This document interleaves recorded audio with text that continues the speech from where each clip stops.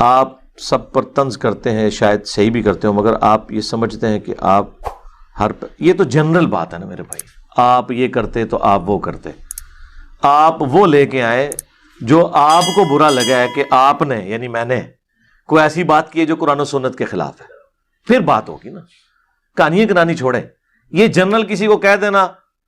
کہ جی آپ ہر بات میں ٹھیک ہو، میرے بھائی میں تو کسی ایک بات میں بھی ٹھیک نہیں ہوں، ہاں میں جو حوالے دے رہا ہوں وہ ٹھیک ہے، مجھے آپ نے بیچ میں کو ڈالا ہوا ہے، آپ نے مجھے احمد صاحب بریلوی یا اشرف تھانوی صاحب سمجھا ہوا ہے کہ میں یہ کہتا ہوں۔ ایون مودودی صاحب کے اوپر بھی ان جھوٹوں نے الزام لگایا کہ جی مودودی صاحب تفہیم القرآن میں سینکڑوں جگہ لکھتے ہیں میں یہ کہتا ہوں، اور ماموں پارٹی کو پڑھ کے تو دیکھو، وہ اختلافی موضوع کو جب ڈسکس کرتے ہیں نا تو وہ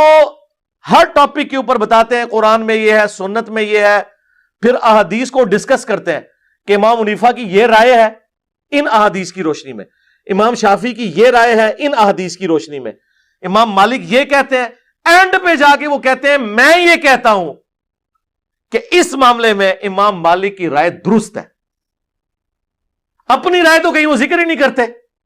وہ جو میں کہتا ہوں نا وہ کمپیرزن کروانے کے بعد بتاتے ہیں، وہ تو میں بھی یہ کہتا ہوں کہ اس معاملے میں اہل حدیث درست ہے،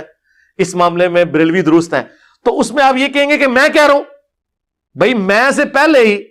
آپ کے بڑوں نے وہ قائد اڈاپٹ کیا، یعنی اگر میں کہتا ہوں کہ اشرف رسول اللہ غلط ہے تو صرف میں کہہ رہا ہوں، سرکار کروڑوں بریلوی کہہ رہے ہیں، 100 سال سے چیخ رہے ہیں، تو پھر میں ہی نظر آیا دونوں۔ اگر میں کہتا ہوں کہ نماز کا طریقہ رفع الیدین کے ساتھ ہے تو سر لاکھوں اہل حدیث اور لاکھوں شافعی دنیا میں یہ موقف رکھتے ہیں، تو آپ اس کو کہیں گے کہ سر میں کہہ رہا ہوں۔ اس لیے میں نے دعویٰ کیا تھا میرا کوئی ایک نظریہ بھی ایسا نہیں ہے جو پلانٹ ارتھ پہ مجھ سے پہلے مسلمانوں کے ہاں ایگزسٹ نہ کرتا ہو۔ ہاں یہ ہو سکتا ہے کہ میرا کوئی نظریہ شیعہ کے نزدیک درست ہو، باقیوں کے نزدیک غلط ہو، میرا کوئی نظریہ بریلویوں کے نزدیک درست ہو، باقیوں کے نزدیک غلط ہو، کچھ اہل حدیث کے نزدیک درست ہو، باقیوں کے نزدیک غلط ہو، کچھ دیوبند کے نزدیک درست ہو، باقیوں کے نزدیک غلط ہو۔ ہمارے ہر نظریے سے کسی کی دم پہ پاؤں آتا ہے تو کسی کے گلے میں ہار جاتا ہے۔ یہ میں نے پھر اب پیرلل میں مجھے بتائیں، پیرلل میں آپ کس طرح، وقت کا پیغمبر بھی سب کو خوش نہیں کر سکتا، تو پیغمبر کا جو ڈاکیا ہے وہ کس طریقے سے پیغمبر کی امت کو ہر معاملے میں خوش کر سکتا ہے؟ یہ تو نیچرل چیز ہے کہ جب آپ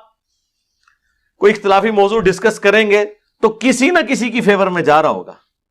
مجھے بتائیں نا کہ جی یہ جو آپ نے نظریہ نا اڈاپٹ کیا ہے، اس معاملے میں سارے علماء نے اتفاق کر لیا ہے، پوری دنیا کے مسلمان علماء نے کہ یہ آپ غلط بیان کر رہے ہیں، کوئی ایک بات لے کر کوئی ایسی نہیں۔ یعنی مجھے بتائیں کہ یہ فلاں بریلوی عالم نے کہا ہے کہ انجینئر صاحب جو اشرف رسول اللہ کے اوپر گرفت کر رہے ہیں یہ غلط ہے، میں دیوبندیوں کی تائید کرتا ہوں، بندہ بریلوی لبنا جائے تو ٹائم قیامت تک جائے لبو، ظاہر ہے لب کے دسو نا۔ اسی طریقے سے آپ نے وہ اہل حدیث ڈھونڈنا ہے جس نے میرے خلاف یہ ویڈیو آڈ کروائی ہو کہ انجینئر صاحب آئے دن جو رفع الیدین کے اوپر زور لگاتے رہتے ہیں یہ بالکل غلط ہے، رفع الیدین تو کوئی ثابت نہیں ہے۔ ہاں آئے ہو نا داڑھ تھلے، ہاں تو آپ کو کوئی بھی ایسا نظریہ نہیں ملے گا۔ اب یہ میں نے آپ کو فارمولہ دے دیا ہے، اب آپ سوچیں اور ٹائم قیامت تک پرچی لکھیں کہ ہاں جی یہ ہم نے آپ کی 8-10 باتیں ایسی پکڑی ہیں جس کو بریلوی، دیوبندی، اہل حدیث، شیعہ سارے کہتے ہیں کہ یہ آپ کا نظریہ غلط ہے، اور سرکار ہم جو نظریات گنوا کے بھی بات کر رہے ہیں وہ اس کا جواب بھی نہیں دے پا رہے۔ پوری دنیا کی دیوبندیت جو کہتے تھے سر بلند علماء دیوبند، 3 عقیدے میں نے المحنت کے بتائے ہیں، ٹھیک ہے، ہزاروں دیوبندی اپنا فرقہ چھوڑ گئے اس کے بعد، لیکن کوئی ایک بندہ بھی ان کا بڑا عالم آ کے ان 3 عقیدوں کا دفاع نہیں کر رہا، کہنا جی سامنے بٹھا دو۔ سامنے بٹھانے نال میرے سینے سے فیض ٹرانسفر ہو جائے گا آپ کو